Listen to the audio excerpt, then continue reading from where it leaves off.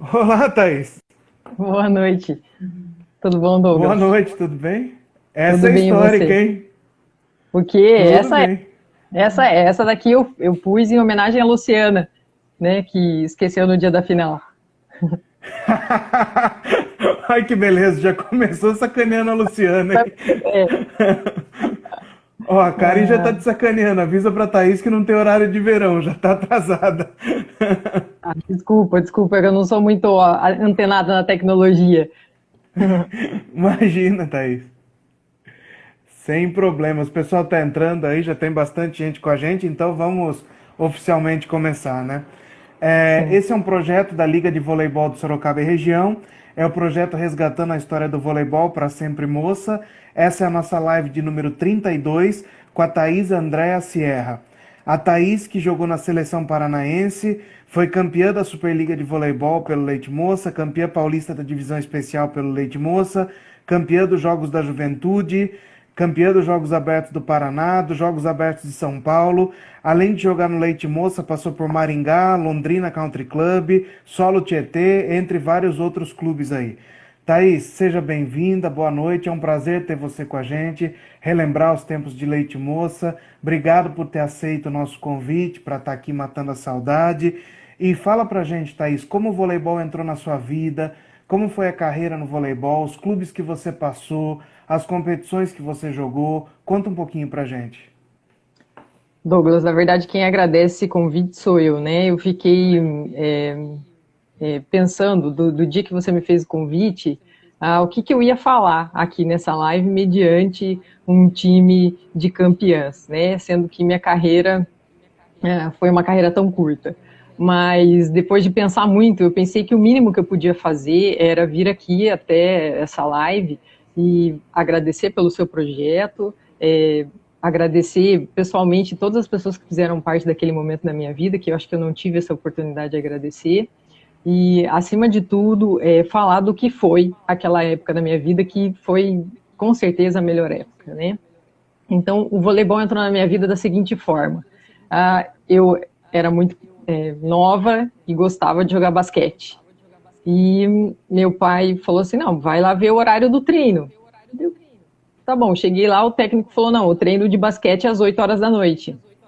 Eu tinha 12 anos, meu pai falou para mim, não, às 8 horas da noite você não vai jogar, pode escolher outra coisa. E daí eu falei, pai, mas eu gosto tanto de basquete, né? Não, não vai. Daí eu cheguei no estádio, lá no ginásio Chico Neto, em Maringá, e tinha um treino de voleibol às 2 horas da tarde. Eu cheguei para a técnica, Denise Pirolo, agradeço também a Denise, que foi a minha técnica de base. A Denise olhou para mim e falou: Ó, já foi, a peneira já foi, não temos vaga, volta ano que vem. Eu falei: Ah, tá bom, né? Fui saindo meio desanimada. Daí ela olhou para mim e ela falou assim: Em que ano você nasceu? Daí eu falei: Em 77. Daí ela falou: Pula na quadra agora. Que eu era uma varinha de tocar estrela na época, né? Magra, alta. E ela falou: Não, pode entrar e a gente vai começar a treinar. Então, Douglas, eu não conhecia nem pontuação no voleibol, na verdade, porque a minha vida era crescer e jogar basquete, né? Mas enfim, vai no voleibol. Quando eu comecei a jogar, para você ter uma ideia, em 1990, a Dirce já era campeã, né? A Dirce já era seleção, a Suzy já era titular na equipe adulta de Maringá. Elas já eram campeãs brasileiras, enfim. E eu estava começando a descobrir o que era o voleibol. Então, a escola de Maringá, eu acho que no Paraná ali era uma escola muito forte, então eu tive bons espelhos, né? Então, a Denise era uma técnica que dava um ótimo fundamento, e aí eu comecei, né? Então, eu comecei a entender o que era voleibol, comecei a jogar. Ah, logo no começo, um ano depois, mais ou menos, a gente, como a Luciana falou, né, na live dela, a gente começa a participar de banco de outras categorias, né? Então, eu era infanto e era banco do juvenil, do adulto, e daí a gente começa a conviver com esse pessoal. Então, eu acabei jogando em Maringá 90, 91 e 92. Em 93, eu fui convidada para jogar em Londrina. Eu não assisti a live da Dirce, não sei se ela acabou contando essa parte da vida dela, mas eu conto aqui. Em 93, ela jogava em Londrina também, só que eu e ela, a gente ia e voltava para Londrina todos os dias. A gente não morava Ela lá. lembra e falou que você era calorinha no time ainda. Sim, eu fui caloura em praticamente todos os times que eu joguei, né, Douglas? Porque eu chegava e era mais nova, né? Eu chegava e era mais nova. Enfim, eu passei esse ano inteiro indo e voltando para Londrina para conseguir treinar, porque meu pai falava, não, você é muito nova, você não vai sair de casa. E como tinha dias que topava isso, a gente ficava fazendo as loucuras de sair atrasado do treino para pegar ônibus na rodoviária. Então, em 93, joguei em Londrina, na categoria juvenil e adulto, era banco do adulto. Em 94, o Solo Tietê montou a equipe e resolveu fazer, então, categoria infanto, juvenil e adulto, né? Então, em 94, eu fui para o infanto lá e jogava infanto juvenil e, eventualmente, a gente dava uns bicos ali no adulto quando precisava de uma necessidade especial. Então, 94 foi um ano onde a gente começou a participar da nata do voleibol, né? Porque a gente vem para São Paulo e começa a encontrar, por exemplo, no almoço a Fofão.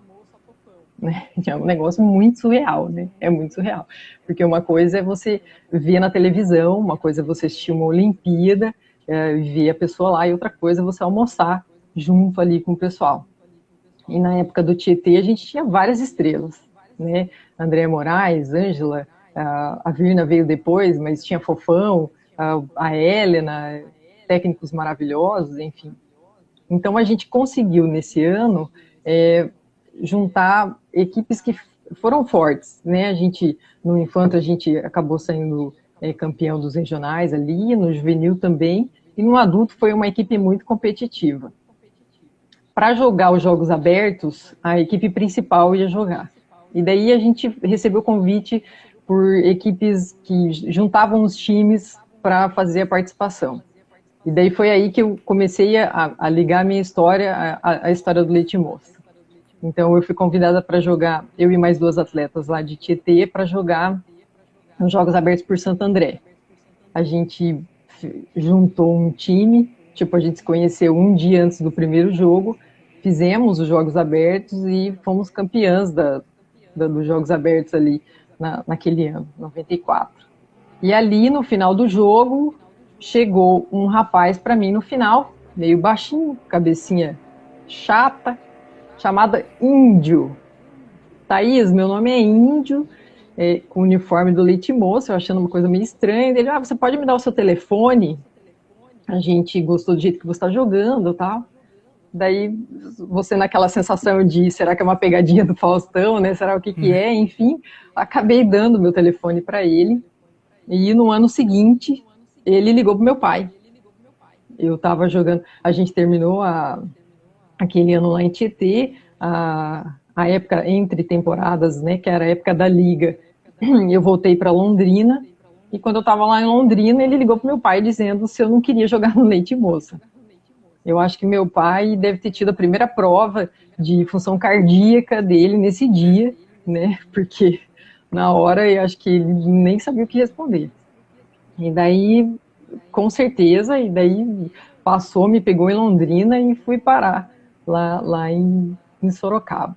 E foi aí que eu me encontrei, mais ou menos, com essa enorme equipe. Legal, muito bom, Thaís. Thaís, saudando a Lu, que chegou aqui e já está te sacaneando também na live. Porra. Lu, você chegou atrasada, então você não sabe que essa camisa dela é em homenagem a você, que foi essa que você esqueceu lá em Tietê.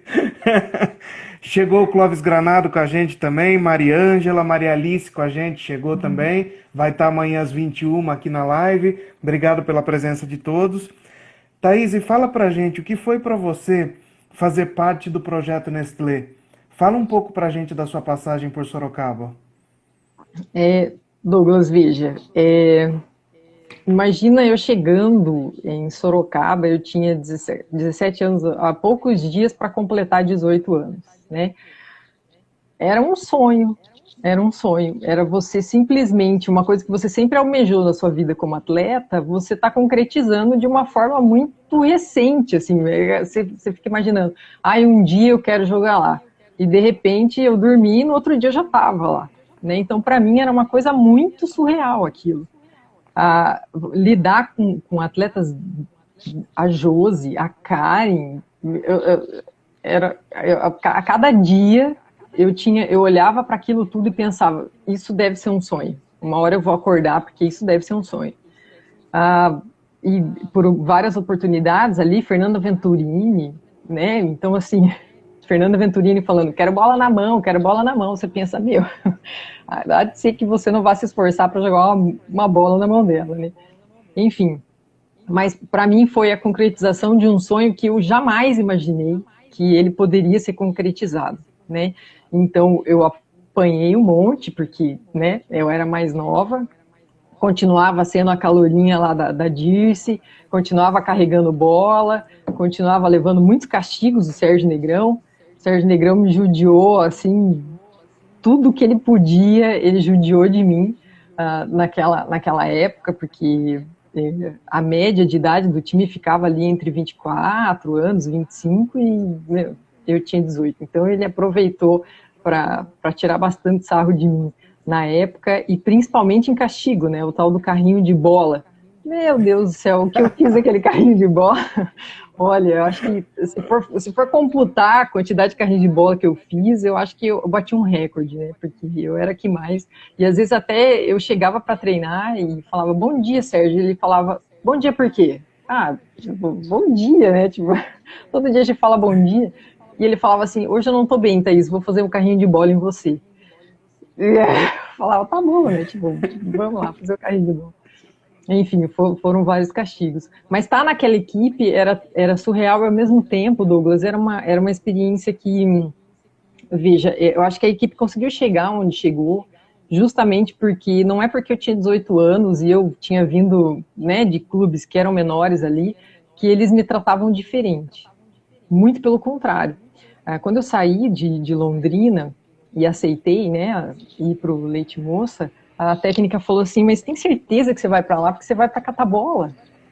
E eu falei, tudo bem, eu vou estar catando bola no melhor time do país, e isso para mim é o que interessa. E igual a Luciana falou, chegou uma hora que eram tantas lesões que aquela sensação de que eu só vim aqui para catar bola, ela começou a se tornar um pouco tensa, porque existiam momentos que o Sérgio começava a colocar a gente, né, para treinar junto com o time titular. Então, para quem foi para catar bola, e eu poder participar, a Luciana relatou, né, que ela entrava em quase todos os jogos. Eu fui mexendo numa caixa que minha mãe me mandou ali para ver os scouts da Marinês, e eu entrei em pouquíssimos jogos, se for ver ali, mas eu entrei, né, então isso para mim era uma coisa sensacional, né, então eles me tratavam de uma forma muito igual. E esse era o verdadeiro espírito da equipe, né? Então, a nossa equipe chegou onde chegou em 1995 porque o banco ele era tão preparado quanto a equipe principal. Não tinha diferença, né? Não é porque eu era mais nova, que eu era inexperiente, que eles não iam me deixar treinar ou iam me treinar menos. Ao contrário disso, né? E o Sérgio sempre fazia questão de ressaltar que o time principal ia bem, porque ele competia com o time reserva. E a hora que ele precisasse usar o reserva, ele usaria. E ele precisou, né? Então, era um misto de realização pessoal muito forte, estando do lado de gente tão grande e conseguindo participar ativamente, não só catando bola como foi dito. A Mariângela tá até falando que você foi titular no Paulista, que foi inesquecível esse ano, né? Que foi o ano que a Dirce ficou grávida, jogou até 7 meses, fazia Sim. rolamento com aquele barrigão. A Dirce, um dia eu fui visitar a Dirce, eu entrei na casa dela, ela olhou pra mim, ela falou assim, que perfume é esse, Thaís? Eu falei, Dirce, é o perfume que eu sempre uso. Não é possível, esse perfume é muito ruim. Começou a reclamar do meu perfume, começou a reclamar de produto de limpeza. Dali 2, 3 semanas a gente descobriu que ela estava me vigiando porque ela estava grávida.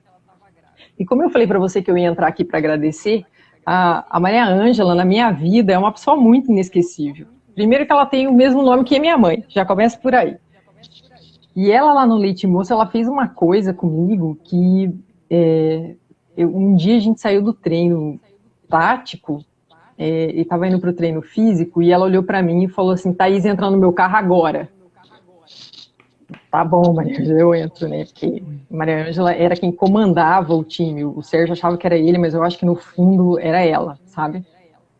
E eu entrei no carro e ela falou assim: é o seguinte, o Sérgio vai te colocar para jogar, já combinei com ele, e eu quero que você jogue. Olhei para ela e falei assim: tá, mas assim, quando? Ela falou: no próximo jogo. Era tipo dali 2 dias. Eu falei, Maria Ângela, mas é um jogo importante. Não, eu já combinei, já falei com ele, você vai entrar. E é para você jogar. E se você não jogar, eu te pego. Eu falei, tá bom, tá bom. Então, essa foi a primeira intimada que ela me deu no jogo. E depois desse jogo, que foram 5 sets, que no fim eu entrei como titular, mas no meio do jogo ali eu acabei intercalando várias vezes com a Suzy, que o jogo terminou, Douglas, o meu cansaço físico parecia que eu tinha corrido umas 10 maratonas, assim, mais ou menos. Porque eu pensava, meu Deus, se eu der alguma coisa errada, se eu jogar mal, a Maria Ângela vai me matar com certeza. Né? Então, então, acho que se eu joguei e a gente ganhou aquele dia, porque todo mundo conseguiu jogar e era um time que estava muito quebrado na época, eu acho que o meu foi mais por medo da Maria Ângela do que por vencer mesmo aquele jogo. Até se você Legal, me permitir. saudando a Shaile que chegou aqui com a gente, e as meninas estão falando que não era só a Mariângela, que a Josi também mandava ali no Ah, esquema. sim, a Josi é, mas a Mariângela é mais, pode ter certeza. Até se Legal. você me permitir, eu vou fazer uma observação nesse dia, que eu acho que de tudo que aconteceu na minha vida, para esse jogo foi para mim, né, é o que eu mais lembro. Então a Maria Ângela fez essa conversa prévia comigo no carro, chegamos lá em São Caetano, estamos ali aquecendo e tal, daqui a pouco o Sérgio me chama no banco e falou, senta aqui. Daí eu pensei, ai meu Deus do céu, o que vai acontecer? Daí chegou a Marinês do lado e falou, Sérgio, qual que vai ser a escalação? Daí ele começou a passar, né? Começou a falar número, daqui a pouco ele falou 3. Daí ela olhou e falou, Sérgio, mas 3 é a Thaís. Daí ele falou, é ela mesmo. Tipo, a Marinês olhou com uma cara do tipo, meu Deus, como assim a Thaís? Para tudo que eu quero descer. Daí ele falou, eu só te chamei para você ouvir isso, pode voltar a aquecer. Aquilo, imagina, eu comecei a tremer, Douglas, eu não conseguia parar em pé, eu acho, aquela hora, porque eu pensava, gente, eu vou entrar de titular e é verdade. E aquele dia a gente conseguiu jogar e se segurar em pé ali na quadra até o fim. Acho que aquele dia a Karen Negrão deve ter atacado, a Karen, né, Rodrigues, deve ter atacado umas 850 bolas. A Josi, umas 650 bolas, porque a nossa função era não deixem a bola cair e dê um jeito de mandar essa bola na mão da Andréa Marras para essas meninas baterem. E foi assim que nós fizemos, e graças a Deus a gente conseguiu ganhar aquele jogo. Ó, o gordinho do Saulo tá falando que ele que trouxe você aqui pro Leites. Cara, o Saulo, meu, um abraço de coração para você. O Saulo fez o seguinte uma vez. Eu estava em Maringá ali, eu acho que foi antes de eu ir para o Solo Tietê. Eu estava em Maringá, ele falou assim, a Dirce já tinha ido pro Leite Moça, ele olhou para mim e falou assim, o que você vai fazer esse final de semana? Eu falei, nada. Ele falou, vamos para Sorocaba ver a Dirce lá no final de semana? Eu falei, lá no Leite Moça? Ele falou, é. Eu falei, meu, vamos embora. Eu entrei no carro, é óbvio que eu não conto para você em que velocidade o Saulo dirige. Você já entrou no carro com ele, Douglas? Já, É, várias vezes. então você sabe muito bem o que eu passei. Saulo dirigia a 200 quilômetros por hora. Aquilo eu resolvi fechar o olho e dormir para não morrer infartada. Me levou até lá. Imagina, eu olhava para aquilo, eu falava, meu Deus, imagina jogar nesse lugar. A hora que as gurias entravam para jogar, aquela música, aquele glamour, né, que a gente viveu lá no Leite Moça, eu pensava, meu, imagina jogar um dia num lugar desse. Então, realmente, o Saulo deve ter metade da responsabilidade ali de eu ter entrado nesse time, com certeza. Legal. Thaís, e falando em estrutura, Sim. comparando a estrutura física da Nestlé com a dos outros clubes, das outras entidades, o que você mais tem recordação? E o que mais te marcou da parte estrutural? Sim, veja, é uma coisa que não tem comparação, eu classifico. Porque assim, eles pensavam em absolutamente tudo, era de A a Z, Douglas. Desde vocês vão ter uma camiseta para distribuir para a torcida para o lado direito, um boné para o lado esquerdo, santinho e lata de leite condensado. Então existia um marketing muito forte nesse sentido, que a gente participava ativamente dele, mas acima de tudo, quem levava esse marketing éramos nós. Né? Então, assim, eles nos promoviam e conseguiam promover a marca ao mesmo tempo. E a estrutura dentro dessa equipe, isso era a parte externa do marketing que a gente fazia. O que tinha por trás daí, Douglas, era talvez incomparável, que era a estrutura técnica. Né? Então, o Cláudio, nosso preparador físico, cara, acho que a melhor pessoa que eu podia ter encontrado na vida foi ele, porque era de uma competência, né? Era ele criava os nossos treinos de uma forma que a gente conseguia desempenhar um bom trabalho e nunca fizemos lesões por causa disso. Quem se machucou lá na época, infelizmente, as lesões eram agudas, né? Então, assim, o Cláudio, competente, Sérgio Negrão, índio, o Soró, o pentelho do Soró, né, que, meu Deus do céu, cansou de dar porrada na gente como assistente lá, mas era uma equipe que tinha uma base muito forte, né, por trás da marca, então não era só a marca que era forte, existia uma equipe muito forte, técnica, e além deles, né, deve você ver o Benê, Feitosa, que era quem cuidava de todo o resto. Então era um pessoal muito cuidadoso, muito cuidadoso. Quando a Luciana falou na live dela, e depois eu fiquei pensando que eu nunca parei para pensar nisso, né? Quando o nosso ônibus escrito Leite Moça passava naquela Castelo Branco, meu, quem via aquele ônibus de fora pensava, cara, olha lá, os atletas Leite Moça, porque o ônibus tinha um carinho, né, de ser pintado. Então, assim, é uma estrutura que eu considero como surreal do que eu conheci. Surreal. Uma estrutura que dificilmente vai se ver igual em algum lugar, né, Thaís? Sim. Thaís, para descontrair um pouco, a Mariângela tá pedindo para você contar algum fora da Luciana. Diz que tem muitos aqui. Maria Ângela, é assim, ó, eu te admiro no grau de você conseguir morar com a Luciana. Essa é a minha admiração, porque eu vim com a Luciana de Tietê, né? Quando eu morei com a Luciana numa casa com Luciana e mais 10 pessoas em Tietê. E assim, a Luciana é um fenômeno, é um fenômeno. Primeiro que ela é uma pessoa muito divertida e engraçada, né? De fora, quando ela falou da história do Fusca, da história... e ela é desse jeito mesmo. Tipo, ela chegava com o carro, enfiava todo mundo dentro, o carro não andava, né? O que eu lembro muito com a Luciana é que a gente era sempre meio quebrado sem dinheiro, né, Douglas?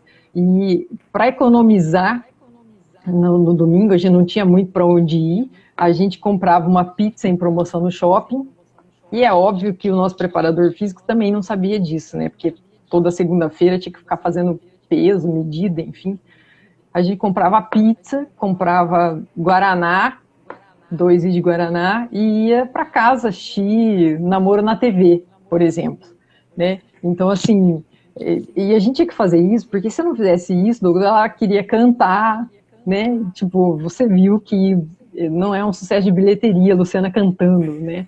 Principalmente as composições que ela resolvia fazer. Mas assim, a gente falava assim, Lu, essa música tá muito ruim, e ela parava, mas a Maria Ângela dava trela. A Maria Ângela dava trela. Então, eu sou muito fã dela, de fato, porque a Maria Ângela aguentou uma bala pesada. Eu saía fora, eu não morava com ela, né? Então, a hora que o negócio estava começando a pesar, eu saía. Mas a Luciana, a Maria Ângela era um amor mesmo. Não, Maria Ângela. Diz que ela ainda batia na porta da Maria Ângela, acordava ela para escutar as composições dela, né? Que maldade. Isso eu não tenho dúvida, Bem a cara da Luciana.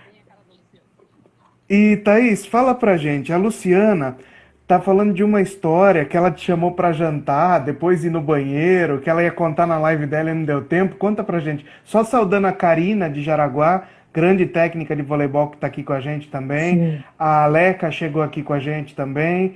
Tá quase completo o bonde do Pequi de Goiás aqui já. Conta pra gente. A Karina, eu falei para o pessoal que eu voltei a jogar vôlei agora depois de 20 e poucos anos no Master, e eu falei, Karina, eu juro, um dia eu já consegui bater uma China. Juro, juro. E ela, deve ser, Thaís, tipo, coitada, porque agora eu não bato mais nada. Essa história que a Luciana tá pedindo para eu contar, eu vou negar até a morte, porque eu não lembro, mas ela falou que ela lembra, então eu vou contar. Então, diz a Luciana que existia um cara que assistiu o nosso treino e ele queria muito sair para jantar comigo.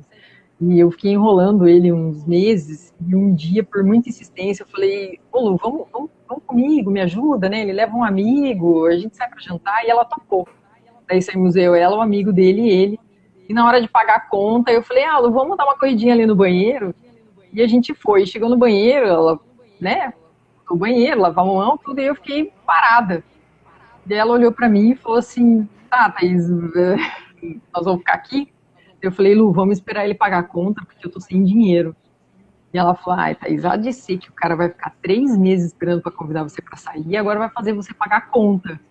E eu falei, bom, se ele pedir para eu pagar a conta, eu não tenho dinheiro. Ela, se ele não pagar, eu pago. E daí nós chegamos e ele estava dividindo a conta em 4 e quem teve que pagar a conta. Daí foi a Luciana, porque eu de fato não tinha dinheiro. Mas eu não lembro dessa história e ela que me lembrou. Enfim. Acho que é a intriga dela. Thaís, pediram aqui na live para você explicar o que que era o carrinho de bola que você falou no começo. Como que funcionava? A Ai, Douglas, Silvana chegou aqui com a gente também. Boa noite, Sil. Sil, seja bem-vindo. Carrinho de bola, meu amigo, era um trauma. Carrinho de bola, o Sérgio pegava um carrinho mesmo, cheio de bola dentro, devia ter aproximadamente umas 10, 12 bolas dentro do carrinho. Acho que eram 20 bolas, era aquele grande de madeira, lembra? Isso, esse aí mesmo. Eu não sei, ó, você vê que o trauma é tanto que eu não lembro de nada.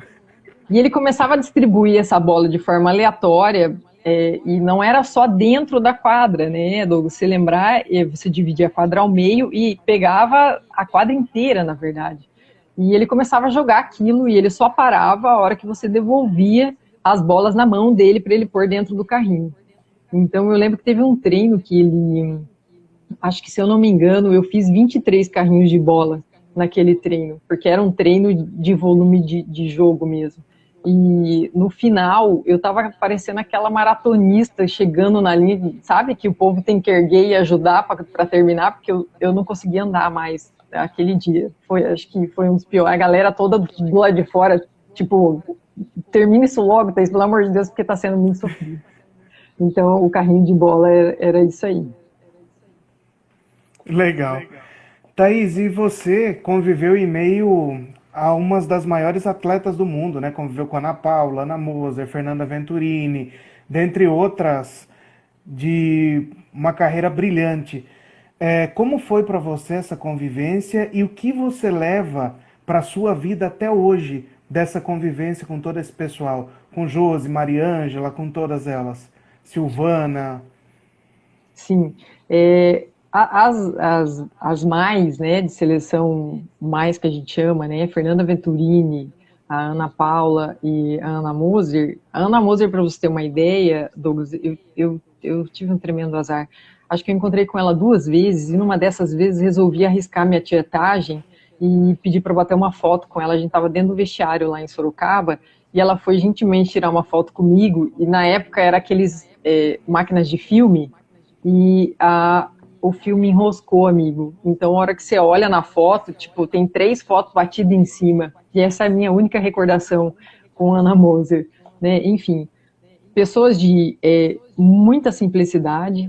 O que eu convivi mais mesmo das atletas mais, Ricarda e Denise, que ficaram mais tempo ali com a gente. A Ana Paula era muito amiga da Andréia Marras, que eu morava junto com ela. Então, de vez em quando, a Ana Paula ia na minha casa para jantar e contar piada, tipo, né? Quem que tem a Ana Paula contando piada na sala da sua casa, né? Enfim, A Ana Moser, ela estava machucada, então ela vinha pouco, e a Ricardo e a Denise, que a gente conseguiu jogar mais ali, até a Denise me fez pagar uma multa, né, a primeira vez, porque quando eu fiquei com ela, a primeira vez que eu fiquei com ela no hotel, então marcaram o treino, 19 horas, todo mundo lá embaixo para sair, e ela começou a me contar uma história da vida dela, era uma história que eu estava chorando, juntando lenços de papel ali, e daqui a pouco toca o telefone, a gente já estava atrasada 10 minutos para descer, e na época ali a gente tinha que pagar 10 minutos em R$ 10 de multa, né? Então a primeira multa que eu paguei foi a Denise que promoveu isso. Mas assim, apesar de elas serem estrelas, né? Josiane jogando truco, Karen Negrão tomando sol comigo no hotel, enfim, eram pessoas muito simples, de uma humildade que tratavam a gente como se eu fosse que nem elas, né? Como se eu fosse uma estrela também. Então, assim, é, é, é, é um negócio que não dava para explicar, né? Não dava para explicar. Você está ali com pessoas que já tinham sido seleção brasileira, campeões de mil coisas, e elas te tratando simplesmente como todas as outras. Então, era de muita humildade mesmo, né? Que foi o que eu falei para você, que nem Fofão, né? Quando eu joguei com ela em Tietê, eu lembro que a primeira vez que eu entrei, a gente foi completar um bate-bola, assim, e eu entrei no time dela. Ela olhou para mim e falou, China. Aí eu pensei, China, nem aqueci, não bati nem tempo com ela, como é que ela vai me levantar uma China, né? Na hora eu fiz assim, aham. Enfim, fui puxar, me esmerando, porque era um time adulto, e de repente a bola veio na minha mão. Homem, a hora que você vai bater aquilo com aquela bola na mão, você fala, por isso que ela é craque, né? Mesma coisa Fernando Venturini. A mulher tá fazendo outra coisa, a hora que você vê, a bola tá na tua mão. Então, assim, eram pessoas que ensinaram que dá para você ser uma ótima atleta, ao mesmo tempo ter humildade e, acima de tudo, disciplina. Porque tudo que acontecia ali, principalmente a questão do Cláudio, meu, um preparador físico sensacional, que ele não precisava ficar mordendo o nosso calcanhar, a gente fazer as coisas, porque a gente entendia que aquilo tinha que ser feito e não tinha outro jeito. Aquilo tinha que ser feito. E a gente ia lá e fazia. Então, assim, realmente não tinha outra coisa para acontecer naquele time que não foi o que aconteceu, que era ser o melhor mesmo. Era uma energia, eu não sei explicar para você. Legal. Você falou no Cláudio, o Cláudio entrou aqui também, está com a gente. Rafael Lino, Andréa Teixeira estão aqui com a gente também. Sejam Sejam bem-vindos. bem-vindos. Thaís, e fala pra gente, o que fez você encerrar a tua carreira tão nova? Pois então. Aí a gente entra naquilo que eu falei para você, né, Douglas, que eu estava brigada com o voleibol há mais de 20 anos. Então, veja, eu entrei no Leite Moça com 18 anos e o que eu achava que ia acontecer? Que aquilo ia ser a minha vida por muito tempo, afinal de contas eu só sabia fazer aquilo, né? E quando a gente terminou a temporada ali do Paulista, o Sérgio Negrão falou assim, ó, vocês são novas, enquanto a gente tá rolando a liga aqui, vão para um time um pouco menor para vocês pegarem o volume de jogo. E sugeriu que a gente fosse para um time. E eu e a Luciana, para você ver que o meu karma não parou no Leite Moça com a Luciana, né? Ele acompanhou, ele foi um pouco mais. Nós entramos num time de primeira divisão que estava começando a se estruturar. No entanto, era um time que estava começando a se estruturar, ele não tinha estrutura no Leite Moça, né? Então, a gente, para fazer treinos de salto no Leite Moça, colocava um colchão especial, né, para não ter impacto. Lá a gente treinava no cimentão, né? Então, eu acabei pegando um preparador físico que não tinha uma especialidade no voleibol, e uma condição de treino muito aquém, né, do que um atleta eu acho que merecia. E eu me machuquei. Eu machuquei, fiz condromalácia bilateral no joelho e fiz 2 hérnias de disco. E um dia o dirigente me chamou e falou, olha, Thaís, a gente não tem dinheiro para pagar fisioterapia. Então, ou você treina, ou eu vou ter que te demitir. E eu não conseguia amarrar o meu tênis na época, de tanta dor que eu tinha nas costas. Eu falei para ele, eu não consigo jogar, eu tenho que fazer fisioterapia. Ele falou, então, infelizmente, eu não tenho como te manter aqui. Quando isso aconteceu, Douglas, eu olhei para aquele lugar que eu estava, que era um ginásio de esportes, e pensei, o que eu vou fazer da vida? A única coisa que eu fiz na minha vida até agora foi jogar voleibol. E fiquei muito perdida. Mas eu só queria sair daquela situação o mais rápido possível, porque aquilo para mim era um misto de fracasso com vergonha, e eu não sabia explicar. E eu saí dali, meus pais foram me buscar, me levaram para Maringá, e eu parei e pensei, tá, e agora? Espero e volto, me trato e volto, o que que eu faço? E daí pensei, não, quer saber? Eu acho que eu vou estudar e a vida vai continuar. E foi de uma forma muito triste, mas muito, muito rápida mesmo que isso aconteceu. Né? Quando você me chamou para fazer essa live, quando as meninas começaram a fazer grupo do WhatsApp e eu comecei a refletir sobre essa época, eu vejo que talvez as coisas pudessem ter sido um pouco menos traumáticas, né? Então, daí fisioterapia eu sempre quis fazer na minha vida, então daí eu entrei na faculdade, joguei mais um ano ali em Presidente Prudente para ganhar a bolsa tal, mas eu tinha muitas dores mesmo, e daí eu resolvi que minha vida de atleta acabou ali e não tinha volta. Então, quando eu falo do Cláudio, é de uma saudade enorme mesmo, porque, por exemplo, os fisioterapeutas, né, do Leite Moça, o Luizinho que ficava com a gente mais, o Marcos, eu nem conversava com eles, porque a gente não precisava do fisioterapeuta praticamente ali, né, a não ser a Miriam, fez uma lesão no LCA, ela realmente, de fato, precisou muito deles, o resto, eles davam muito suporte. Então, assim, eu percebi que se você não tiver um bom preparador físico e uma equipe que te dê um suporte ali atrás, ele pode acabar com a vida de um atleta, né? E foi mais ou menos isso que aconteceu. Então daí eu resolvi não voltar mesmo por não ter condições físicas de aguentar o puxado, né? Que a gente tinha. Legal, Thaís. Saudando a Ida, que está aqui com a gente, a Tati, a Miriam, sejam bem-vindos também. É... Thaís, e fala pra gente, o pós-voleibol, quando você parou, conta a sua história profissional pra gente. Eu até estava procurando coisas sobre você na internet, eu vi sua tese de mestrado na área da fisioterapia, muito legal, parabéns. Conta Obrigada. um pouco pra gente do que você faz hoje, como foi essa trajetória pós-voleibol? Sim. Douglas, então eu fui para a faculdade de fisioterapia e contra tudo e contra todos, todo mundo achou que eu fosse fisioterapeuta desportivo, né? E eu fui ser fisioterapeuta de UTI. Eu corri dos atletas, né?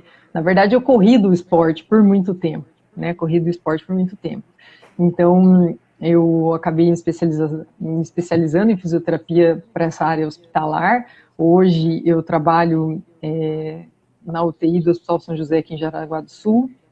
E essa parte da docência era uma coisa que eu sempre quis fazer muito na minha vida. E aqui em Jaraguá do Sul eu tive a oportunidade de entrar para dar aula para as disciplinas de fisioterapia. E daí foi aí que eu meio que consegui juntar tudo isso ao meu mestrado. Então, atualmente, né, eu sou fisioterapeuta de UTI, eu dou aula para a equipe de fisioterapia da Unisociesc. E eu também, nesse meio tempo, eu fiz um curso de acupuntura, trabalhei com acupuntura há muito tempo e comecei a dar aula de acupuntura, então eu sou professora de pós-graduação de curso de acupuntura também. E fui tentando me reaproximar do vôlei, fazer as pazes com o voleibol, agora com a professora Karina no ano passado, né? Eu estava na sala dos professores conversando e uma professora de educação física, porque a gente está no master e tal, tem master de vôlei? Tem master de vôlei. Eu falei, eu jogava vôlei, mas eu falava de uma forma muito discreta, né? Porque eu sabia que ia ser uma tragédia a hora que eu voltasse. Daí ela, se quiser, vai bater uma bolinha com a gente. E daí eu comecei a me aproximar do vôlei o ano passado, novamente, no Master, aqui de Jaraguá do Sul. Foi quando eu descobri que a Karen Rodrigues está aqui do ladinho, em Blumenau, organizando campeonatos e tal. E daí Não, já esse tá ano... brigando aqui com a Karina, que tá querendo te levar. Aí suas companheiras de time, a Ida, que é sua companheira de time, a Karina, já estão brigando com a Karen para não te levar para lá. Mas é assim, é só isso aqui é uma promessa de jogar. Quando isso vai dar certo, eu não sei, porque vai demorar. Ainda mais com essa história da pandemia, daí piorou. Eu até estava engrenando ali, mas daí com a pandemia piorou muito. E daí na faculdade que eu dou aula, esse ano a gente tinha escrito um projeto de fisioterapia no voleibol, que a gente ia começar e daí as coisas fecharam por causa da pandemia. Então, aos poucos, estou conseguindo fazer as pazes com o vôlei e estou conseguindo me reaproximar, porque foi uma coisa que me deixou muita dor, né, Douglas, quando eu tive que parar, me deixou muita dor, e eu acho que fui trabalhando isso aos poucos e fui conseguindo olhar para tudo isso e pensar, eu não posso ignorar, né, isso fez parte da história, então por isso que eu estou aqui falando com você hoje, justamente porque consegui fazer essas pazes. Não, fico muito feliz, Thaís. De verdade, fico muito feliz de você estar aqui desde a nossa primeira conversa. Acho que não, preciso. Mas assim, eu acho que tudo isso que você está falando é uma lição de vida para muita gente, essa história de superação. Então, acima de tudo, é uma lição de um ser humano que, mesmo com os traumas, conseguiu vencer e chegar bem longe, né, Thaís? Talvez não no vôlei, mas hoje incentivando as pessoas no vôlei profissionalmente, né? Parabéns e Sim, obrigado mais uma vez por estar aqui com a gente, Thaís. imagina. É... Bom, Thaís, seguindo aqui, o que você mais sente falta da época do voleibol hoje em dia? Sabe o que deixou, tirando esses traumas todos, o que te Sim. deixou mais o buraco? Foi a convivência com as atletas, as amigas, foi os carrinhos de bola, o que Não, foi? não, carrinho de bola, não, nunca. Ah, Douglas, eu acho que eu tinha no vôlei uma coisa que não encontrei mais, que é a parceria, sabe? Ah, era essa convivência, eu não sei explicar, o esporte, ele leva a gente de um jeito muito especial, né? Então, e o que a gente viveu lá dentro é tão intenso e é tão legal que a gente acaba levando isso para a vida sem perceber, sem perceber. Você acaba sendo uma atleta mesmo dentro da tua profissão, sem perceber que você está fazendo isso. Então, assim, a gente tinha um objetivo único, que era jogar, e era ganhar, e era... Então, não interessava se eu gostava da Luciana ou não, se eu gostava da Josi ou não, se eu gostava da Mariângela, não interessava. A hora que a gente entrava na quadra, aquilo virava uma coisa só. E isso era muito mágico. Então, a gente não encontra isso em outro lugar, a não ser no esporte, né? Então, e a gente se divertia muito. Era uma diversão sem fim. Imagina que a gente estava na estrada, acho que umas 2, 3 vezes por semana durante o campeonato. Então, ou eu estava sofrendo levando carrinho de bola, ou eu estava rindo com a Karen contando a piada da Saragoza lá, que era uma piadista de mão cheia. Ela, Cláudio, e jogando truco, e aguentando a Luciana gritar truco na minha orelha. Enfim, então existia muita diversão e muita responsabilidade, porque a gente estava num campeonato importante, numa equipe importante, com um contrato, né, com um dever. Então, assim, existia muito isso. E o povo era unido, né? Era de uma forma que, tipo, a Maria Ângela é pentelha. Meu, ela é pentelha mesmo, mas ela é pentelha porque ela quer que a gente jogue bem. Então, existia isso. A gente conseguia ver, mesmo naquele lado que incomoda, tipo, a Luciana, pô, a Luciana, ai, às vezes a Luciana canta muito ruim, cara. Mas tá, deixa ela cantar, porque é isso que ela gosta de fazer. Então a gente conseguia levar isso numa boa, né? E a gente não consegue encontrar isso em outro lugar. Então, essa parte eu acho que eu sinto muita falta. Legal. Karina, grande beijo para você. Obrigado pelas palavras aqui. Saiba que eu te admiro desde a época de Nova Trento, quando eu comecei a apitar seus jogos. Uma grande profissional. Beijo, tá? A Karen tá perguntando se você ainda lembra dessa piada da Saragoça e se você pode contar. Ó, da piada, eu não lembro, mas eu lembro dela fazendo o final da piada, que era onde ela fechava a piada com esse Saragoça. Eu acho que, Karen, a gente devia ter filmado, cara. Eu não sei se a nossa sorte foi não ter celular com câmera ou se foi o nosso azar não ter um celular com câmera, porque valeria uma fortuna hoje se eu quisesse vender você contando essa piada, com certeza, porque é uma das melhores piadas que eu vi alguém contar na minha vida foi essa, e ela contou no fundo ali, a gente jogando truco, ela entrou para contar essa piada, e a gente riu, acho que no mínimo, por uns 30 minutos, e a imagem não saiu da minha cabeça. Ó, o pessoal cornetando aqui, ó. Se você acha que a Luciana deve se inscrever no The Voice Brasil. A profissão da Luciana é The Voice, YouTuber, sei lá, alguma coisa nesse sentido. Ai, ai. Thaís, e fala pra gente, qual a partida que mais te marcou? Qual o jogo que mais te marcou na sua vida? Aquele jogo que você nunca mais esquece? Ah, esse que eu joguei, né, Douglas? Com certeza foi esse que eu joguei. Porque eu acho que, se eu não me engano, o jogo deve ter demorado umas 3 horas ou mais. Então foi um jogo cansativo, a bola não caía, era um volume de jogo absurdo e eu joguei. Então, para mim, aquilo foi muito surreal. Apesar da gente lembrar que a gente foi campeã, apesar da gente lembrar, né, que existiram títulos, não sei o quê, o jogo que eu não consigo esquecer na minha vida mesmo foi o jogo que eu joguei quando eu estava no Leite Moça. Legal. Ó, a Karen falando que se você contar essa piada, é sair da live presa. Que nada, ela é advogada, ela limpa a Ah, isso é barra. verdade. Ela limpa, ela limpa. Ai, ai. Thaís, e um jogo que você gostaria de esquecer na sua vida? Um jogo que eu... Você sabe que uma vez o Sérgio, ele contou uma história que eu acho que é mais ou menos assim, né? Ele falou assim, aquele jogo que você jogou muito bem, mas você perdeu, o time inteiro perdeu. E se você jogou bem ou não, não me interessa.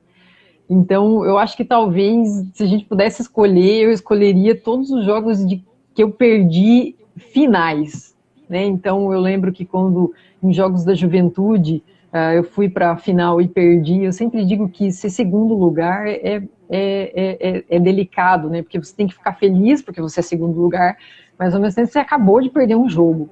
Então, eu acho que o jogo que eu mais teria pena mesmo de lembrar foi, acho que, Jogos da Juventude de 1992, que a gente tinha um time super forte, 92, não, acho que 93, em Londrina, e a gente foi para a final achando que o jogo estava ganho, mas levamos uma varada do time adversário, que eu não lembro nem quem era, acho que era Pato Branco, Foz do Iguaçu, tipo, era um time que surgiu do nada e ganhou.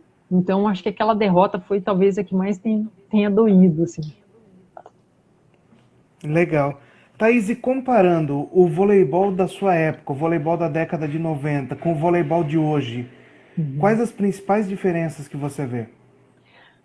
Então, Douglas, voltando a jogar vôlei 20 anos depois, até olhei para a Karina esses dias e falei, puxa vida, Karina, eu tô chateada. Daí ela falou, por quê? Eu falei, é porque eu sou jogadora de meio. Eu entro na rede, passo na rede e saio. E na minha época, né, Douglas, jogadora, independente da tua posição, você tinha que defender, você tinha que passar, você tinha que fazer tudo. Então, isso é muito diferente. Isso eu acho que é um buraco, assim, é a evolução do voleibol, porque daí acaba entrando na especificidade, né, do movimento, da perfeição, tudo. Mas outro dia eu falei para ela, eu falei, Karina, eu sinto falta, cara. Na minha época eu gostava de defender, eu gostava de passar. E aqui eu só fico entrando na rede, entrando na rede, entrando na rede. Ela falou, tá, Thaís, eu vou deixar você fazer algumas vezes. Óbvio que contrariado, porque eu sou hoje, né, para eu cair e levantar do chão, eu levo 3 rodadas, mais ou menos, né? Mas eu vou melhorar, prof, fique tranquilo, eu vou melhorar. Mas eu acho que essa é a maior diferença. E eu fui assistir alguns jogos que vieram aqui para Jaraguá do Sul, num campeonato que eu esqueci o nome, enfim, Na Copa mas Brasil. isso, essa daí mesmo. Douglas, a mulherada aquecendo, amigo, é praticamente, eu como fisioterapeuta analisando agora, né, o alongamento e o aquecimento delas é uma coisa surreal. Na nossa época, imagina, a gente fazia aquele aquecimento de bola ali, não sei o quê. O povo pega elástico, puxa um ferro ali quase que antes do jogo em si. Então, eu acho que a evolução do esporte foi uma coisa maravilhosa, porque eu acho que são treinamentos mais específicos, então é uma competência muscular, articular muito maior do que tinha na nossa época. Então, acho que, olhando a grosso modo, são essas duas diferenças que eu vejo mais. Legal. Thaís, e se você pudesse voltar no tempo e fazer alguma coisa diferente, o que você teria feito diferente na sua vida? Não só como atleta, mas como pessoa também. Tá. Ah, como atleta, Douglas, eu acho que quando eu fui demitida daquele clube, eu acho que eu teria voltado para conversar. Por exemplo, eu acho que se eu chegasse e deitasse no colo, né, das pessoas que realmente queriam o meu bem, por exemplo, as meninas aí do Leite Moça, e eu pedisse para elas o que vocês fariam nessa hora, né? Eu acho que eu teria ouvido muitos conselhos que seriam muito bons e talvez isso tivesse de alguma forma me direcionado para uma outra coisa que não essa minha saída súbita, né, do voleibol. Na vida, amigo, eu acho que, exceto no esporte, que eu acho que isso para mim foi muito difícil, né, de eu lidar ali, acho que na vida o resto ficaria igual, porque ser fisioterapeuta é uma coisa que eu desejei desde os meus 8 anos de idade. Então, assim, eu sempre quis ser fisioterapeuta, e meu sonho era estar no hospital e eu tô, meu sonho era dar aula e eu dou, então acho que na vida não mudaria nada, não. Legal. Thaís, nossa última pergunta, porque nós estamos com 5 minutos só. Se Sim. você pudesse escrever uma autobiografia, qual seria o capítulo principal dessa sua autobiografia? Mas que pergunta difícil essa, né, Douglas? Ai, meu. Capítulo principal da minha autobiografia.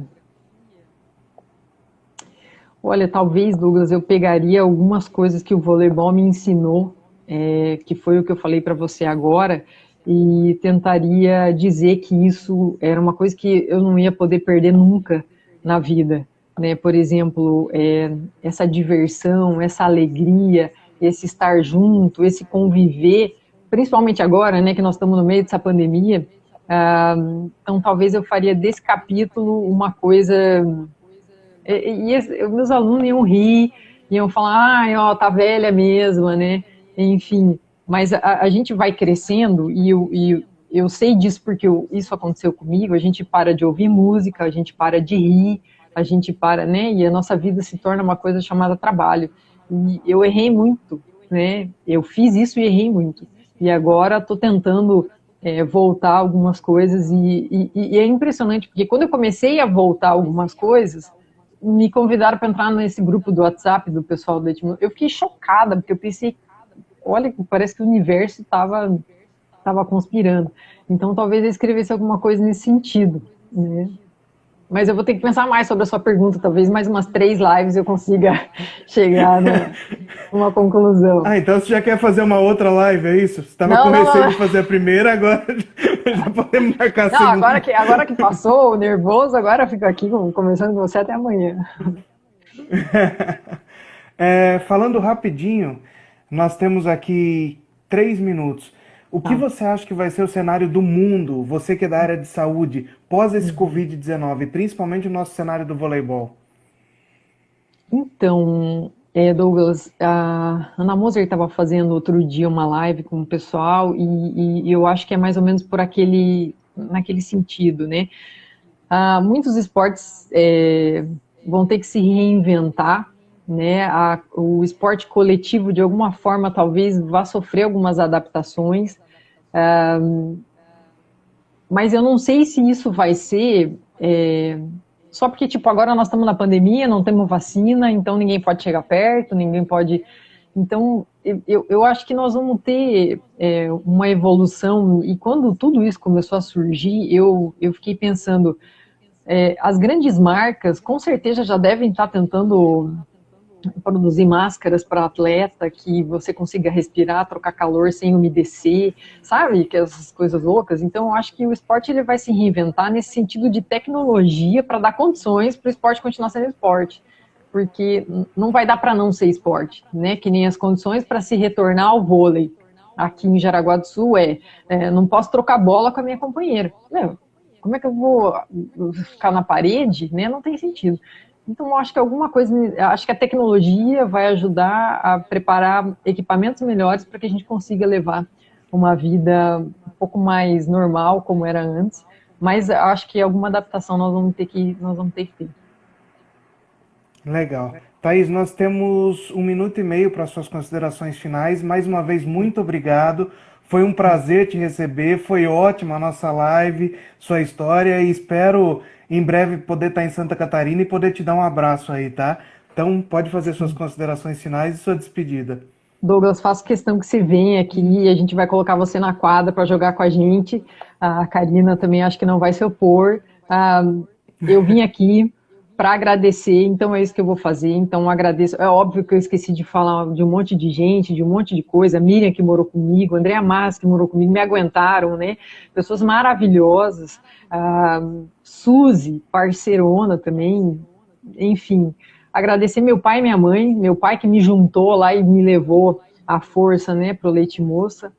Então, assim, eu não tenho palavras para descrever, isso vocês podem ter certeza. Todo o carinho que eu recebi enquanto eu estava lá, dos nossos fãs, eu tinha fã, gente, era uma coisa muito surreal aquele lugar, né? Dos meus fãs que ficavam lá gritando Thaís na beirada da quadra. Então, assim, eu realmente queria não ter esquecido de nenhum nome, né? Mas em esquecendo de vários nomes, eu agradeço a todos, principalmente a você por estar me deixando reviver esse momento que é uma mistura de dor, mas de muita alegria, com certeza.